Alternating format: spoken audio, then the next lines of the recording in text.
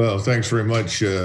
I would start very shortly, very briefly by saying that if you go back into the 1990s, I think it's probably 1992, and look carefully at a memorandum that was written in the Department of Defense by then Assistant Secretary of Defense Paul Wolfowitz.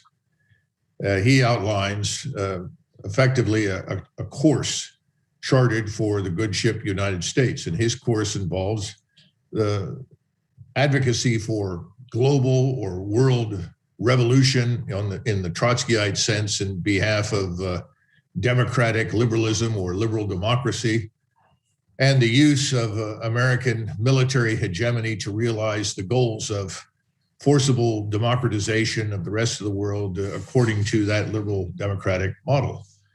I would urge everybody to look at it because I don't see much evidence that anything has changed very much in the actual conduct of U.S. foreign policy since he wrote that particular memorandum. Initially, Bill Clinton was not enthusiastic about it, and he was sort of dragged involuntarily into places like the Balkans and Haiti and so forth. But nevertheless, he was subjugated and dragged. Then we get George W. Bush, who was a more enthusiastic proponent for it, who worked hard to realize it. He's followed by Barack Obama, who again was very reluctant and unenthusiastic initially, but frankly didn't make much difference. He too was dragged in those directions. You just look at the histories of the interventions and activities of the time, and that's clear.